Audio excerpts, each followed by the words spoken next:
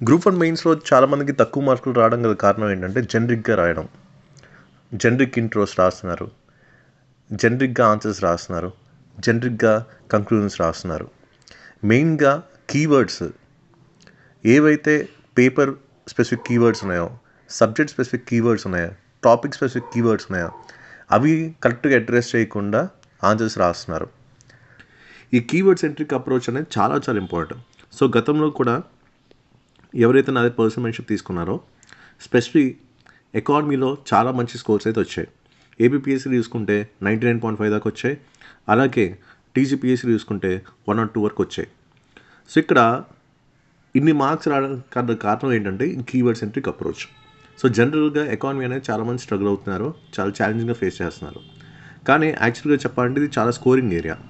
ఇప్పుడు for example ఎకానమీలో 2025 APPSC group 1 సంబంధించిన క్వశ్చన్ అయితే చూద్దాం. సో ఇక్కడ చూసుకుంటే discuss the current state of transport infrastructure in India. So ఇక్కడ current state of transport infrastructure అన్నారు. అంటే ఏంటి, మీ థింకింగ్ అనేది ట్రాన్స్పోర్ట్ ఇన్ఫ్రాస్ట్రక్చర్ నుంచి స్టార్ట్ అవ్వాలి. ఇప్పుడు ట్రాన్స్పోర్ట్ ఇన్ఫ్రాస్ట్రక్చర్లో మనకి ఏమొస్తాయి? రోడ్స్ అండ్ హైవేస్ వస్తాయి, రైల్వేస్ వస్తాయి, పోర్ట్స్ వస్తాయి, ఎయిర్వేస్, సివిల్ ఏవియేషన్, వాటర్వేస్ ఇవన్నీ వస్తాయి అనే పర్స్పెక్టివ్లో చూస్తున్నారు. దాంతోపాటు కీ ఛాలెంజెస్ అడుగుతున్నారు, అలాగే పాలసీ మెజర్స్ గురించి అడుగుతున్నారు. సో ఇక్కడ కీవర్డ్ బేస్డ్ అప్రోచ్లో మనం వెళ్తే ఇప్పుడు ట్రాన్స్పోర్ట్ ఇన్ఫ్రాస్ట్రక్చర్ ఇండియా అనేసరికి కింద మనం చూసాం roads, railways, ports, Airways, waterways. అలాగే కాంట్రిబ్యూషన్ టు ఎకనామిక్ డెవలప్మెంట్ అన్నప్పుడు కూడా కొన్ని కీవర్డ్స్ మనకు రావాలి. For example cost reduction, employment generation, regional development, industrial growth, supply chain efficiency.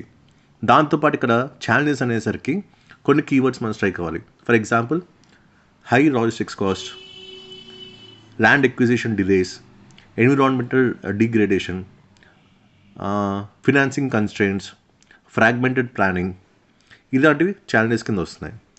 So దీంతో పాటు నెక్స్ట్ ఏం అడిగారు, policy measures for improving it's efficiency and reach. So policy measures అనేసరికి మనం ఏంటి రిఫార్మ్స్ బేస్ మనం ఆలోచించాలి.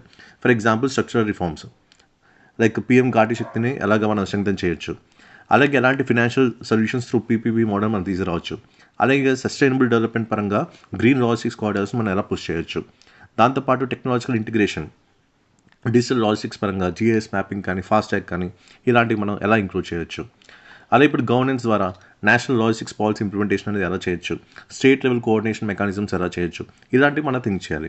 సో ఇలాంటి కీవర్డ్స్ని మనం అడ్రస్ చేస్తే మనకేంటంటే మ్యాక్సిమం మార్క్స్ రావడానికి స్కోప్ అనేది ఉంటుంది. సో ఎప్పుడు కూడా మీరు చదివేటప్పుడు కూడా ఈ కీవర్డ్ సెంట్రిక్ అప్రోచ్ని డెవలప్ చేసుకోండి.